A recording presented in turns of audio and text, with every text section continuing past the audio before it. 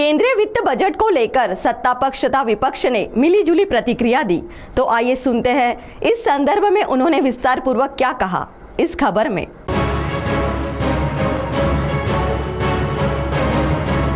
केंद्रीय वित्त बजट को लेकर सत्ता पक्ष तथा विपक्ष की ओर से मिलीजुली प्रतिक्रिया दी जा रही है। वहीं सत्ता पक्ष की ओर से इस बजट को देश के हित में बताया गया है, वहीं विपक्षियों ने इस बजट की जमकर आलोचना की है। जहां कांग्रेस के नेता तथा विधायक विजय वडेट्टीवार ने इस बजट पर अपनी प्रतिक्रिया देते हुए कहा है कि यह बजट आगामी बिहार में होने वाले विधानसभा चुनाव को ध्यान में रखकर बनाया गया है और एक बार फिर महाराष्ट्र को नजरअंदाज किया गया है। तो आइए सुनते हैं इस संदर्भ में उन्होंने और क्या कहा। हा बजट भारताचा नाही तर बिहारच्या निवडणुका नजरेपुढे ठेवून बिहारसाठी आणलेला बजेट असं वाटतं। म्हणजे भारताचा बजेट बिहारसाठी समर्पित अशी या बजेटची संकल्पना मांडता येईल। मुळात 2-3 गोष्टी महत्त्वाच्या आहेत की या देशामध्ये ज्याप्रमाणे शेतकऱ्यांच्या ज्या परिस्थिती आहेत त्यावर कुठेही ठोस तरतूद, बेरोजगारांच्या संदर्भात, रोजगार निर्मितीच्या संदर्भात कुठलीही ठोस तरतूद या बजेटमध्ये अजिबात दिसून येत नाही।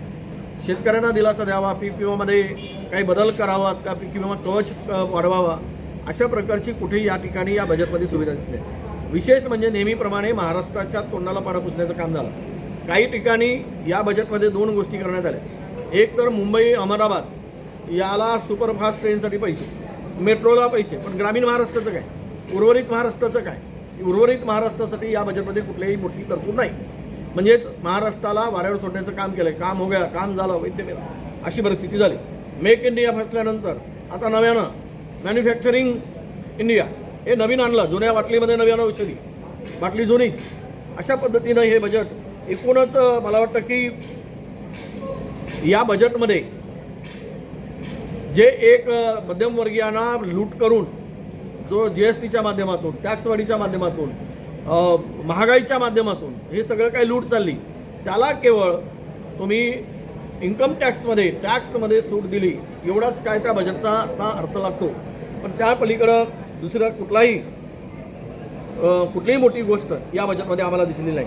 कारण भारत हा कृषीप्रधान देश आहे, पण शेतमालाला हमीभाव देणे आणि तो किती द्यावा यामध्ये स्पष्टता असणे आवश्यक होती। त्या बजेटमध्ये दिसायला पाहिजे होती, ते काय कुठे दिसलं नाही आणि त्यामध्ये ठोस असं पाऊलही उचलल्या गेलेलं नाही। शेतकऱ्यांना पीक विमा कवचाच्या संदर्भात मी बोललो, मुळात रोजगार निर्मिती हा सगळ्यात मोठा प्रश्न आहे।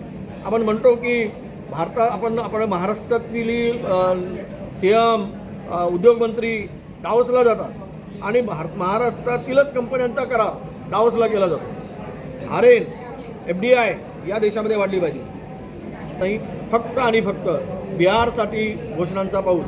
आज मी राज्याच्या वित्तमंत्र्यांचं टिप्पणी वाचली, त्यांचं भाषण, त्यांनी दिलेली प्रतिक्रिया वाचली। मला वाटतं की मुंबई, पुणे हे 2 शहर मेट्रोसाठी दिलेले पैसे आणि अहमदाबाद रोडला दिलेले पैसे, या पलीकडं महाराष्ट्राला काय दिलं? त्या रेग्युलर योजना आहे तेवढंच दिलेलं, नवीन काही महाराष्ट्राला दिलेलं नाही।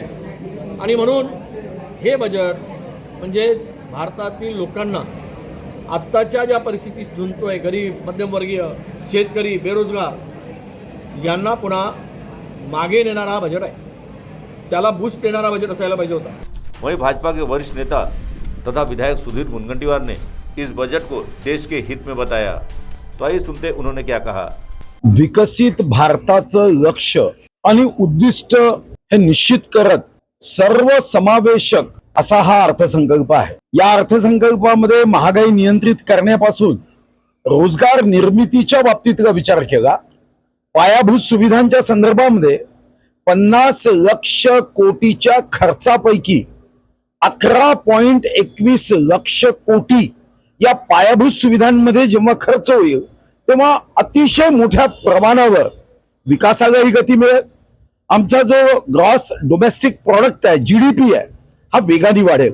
2047 मध्ये साधारणतः या देशामध्ये असणारा गरीब आणि मध्यमवर्गीय याला केंद्रबिंदू धरून या सर्वांची प्रगती व्हावी, उन्नती व्हावी, यासाठी या अर्थसंकल्पामध्ये आरोग्याचा जर विचार केला तर साधारणतः जो खर्च आरोग्यावर आपला केंद्र सरकारच्या माध्यमातून 29% आता 43% केलाय। किसान क्रेडिट कार्ड योजनेमध्ये 5 लाख रुपयापर्यंत क्रेडिट कार्डची मर्यादा वाढवली आहे.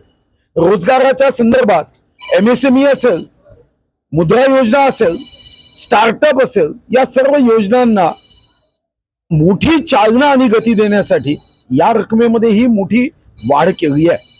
50 पर्यटन हब विकसित करायचे आहे आणि यामध्ये आपलं ताडोबा असावं या दृष्टीने आजच्या DPDC मध्ये मी ठराव मांडून याचा पाठपुरावा करणार आहे की देशामध्ये चंद्रपूरचं ताडोबा हे सुद्धा 50 पर्यटन विकसित हब मध्ये आमचं ताडोबा असणं ही तेवढंच गरजेचं आहे.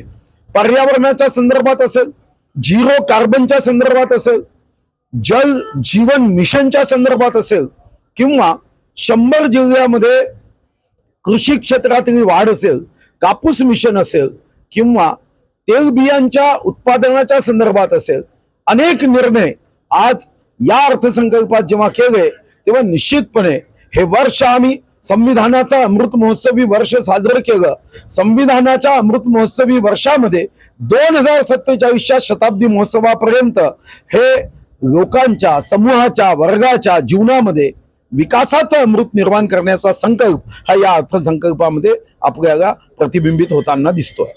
वहीं राज्य के आदिवासी विकास मंत्री तथा जिले के पालक मंत्री डॉक्टर अशोक उइके से जब पत्रकारों ने इस बजट पर उनकी प्रतिक्रिया जाननी चाहिए तो उन्होंने कहा कि यह बजट आम जनता तथा गरीबों के हित में है.